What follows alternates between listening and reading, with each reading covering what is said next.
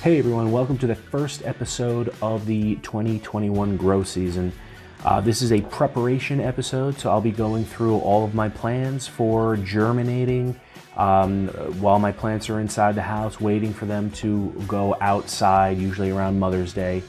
I'll be incorporating all my tricks and tips that I learned, mistakes that I made from last year, and I encourage you, follow me along the process and subscribe if you haven't already. I'll be documenting the entire season. The complete growing guide. I've poured everything I've learned into my growing guide. You'll find a lot of information on germinating, lights, the double cup method versus trays and all that stuff. So definitely check it out. Seeds, right now, if you buy at least 2 packs, you get free seeds. There's even a custom 3-pack that you can buy, and you can tell me which 3 seeds you want, and you can get 3 packs of seeds for the price of 2. Always free shipping, and I hand pick every single seed that goes in the bag. No black dots, brown, whatever. So thank you. One of the biggest changes I'll be making with germinations is that I'm going to stagger my germination. Last year, I planted and germinated everything I was going to grow on the same day or 2 days. And that turned out to be a lot of trouble for me. When it came time to plant outside, my super hots were really not as big as I wanted them to be. And my other peppers, especially my tomatoes and cucumbers, they were too big and they started getting root bound. My cucumbers even started growing fruits inside, and I didn't want any of that. So I'm going to be starting on February 15th, and I'll be planting my super hots. I'll be germinating them. And then I will plant all my other peppers on March 15th. And then that should give me a good 2 solid months before I plant them outside, which is usually around Mother's Day. I'm also using a new tray this year. Last year I used a bunch of these. I think there were 12 cells, and I put 4 seeds in each cell. And then when it came time to transplant into the bigger containers, I had to take them and break them up and plant them. It was a mess. So this year, 200 cell from Bootstrap Farmer. Last time I looked, they were out of stock on Amazon. Really tall dome on here, so you can really let the plants get taller before you have to take the dome off. And it's really cool because you don't have to worry about sprouts that are too small or seeds that haven't sprouted yet. You can leave the dome on if you need that extra humidity because of the height of this thing. I love it. 200 cell tray, and it sits inside or sits in this 1020 tray from Bootstrap Farmer. Totally solid tray. I love it. It'll last you the rest of your life. I got the 2-pack of these, so 400 seeds, 400 cells, and I'm going to plant 1 seed in each cell. So when it comes time to transplanting, just pop the whole dirt piece out, plug, pop it in the 3.5-inch tray, and you're done. I will also be doing a couple of the double cup method plants, just because I know a lot of people like that, and I think it's a great system for smaller gardens. So I'll be doing those to show you how I do it. For the seedling trays, I will use this Jiffy seed starting mix. You can find it at Home Depot. Amazon has it. It's pretty inexpensive. It's organic. And I'm going to do 1 seed per cell. And I'll probably end up doing 4 or 5 seeds of the same plant so that I have duplicates. Watch my other video about how important having backup plants are. These stakes, I just cut them in half so I would have more, and then they wouldn't be as wide, so I could do something like this. I will label them, and I'll just do 1 stake per 5 cells. I'll label it Scorpion with an arrow so that I know these 5 to the right of the stake are Scorpion. And then I'll do the same thing, 1, 2, 3, 4, 5 right here. Really cool. The germination tray will sit on a heat mat inside the grow tent, which I'll talk about in a second. Pop that on there, and I'll keep that on 24/7 until the seeds sprout. All right, so they'll sit in this until they grow that second set of leaves, and when they get tall enough, I will start transplanting them into the 1020 tray, which is right here. This is a Bootstrap Farmer tray. It'll last you the rest of your life. Super strong. And these are 3.5-inch pots that are also very strong, and I don't know who makes these, Duraplex or Duramount or something, but these should last you several seasons. You can get 18 in a tray, as Rob from 7 Pot says.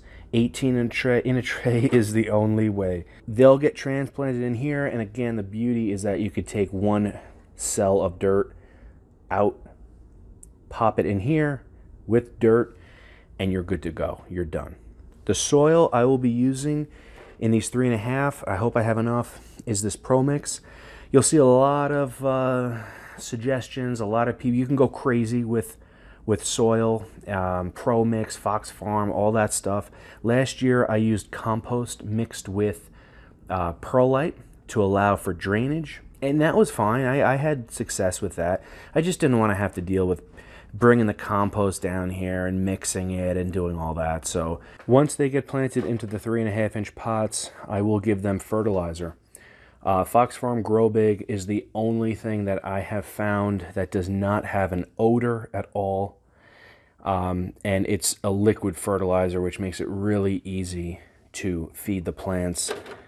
By popping out and watering the 10-20 tray, I'm going to feed them from the bottom, not from the top. Some Fox Farm, you can dilute it in a Gatorade squeeze bottle. Really, really helpful. Make sure you write on there, don't drink. You never know, you know, you just, I even have the dilutions on there.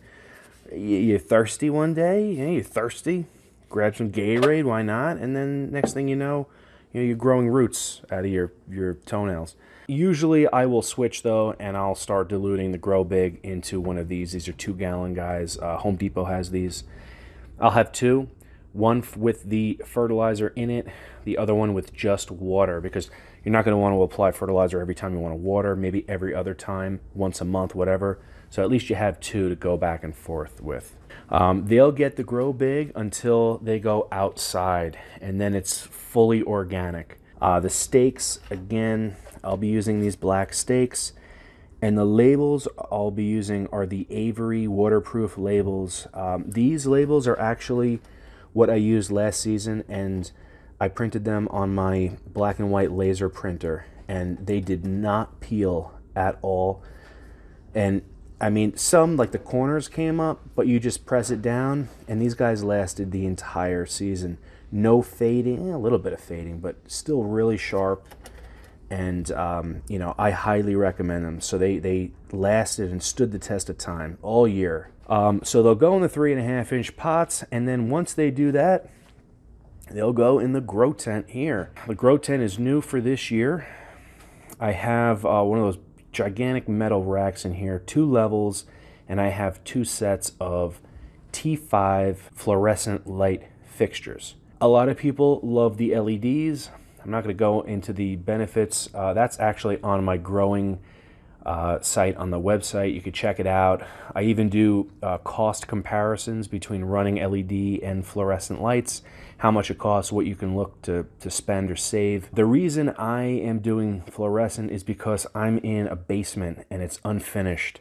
There's no heat down here and it's cold. With the tent and the lights, it actually raises the temperature inside here about 20 degrees. So I can hit 85 degrees in here, no problem, with everything closed and the 2 lights running, because the fluorescents give off a lot more heat. The trays will go in here, 2 rows, and the lights are on chains so that I can adjust them up or down depending on what the plants need.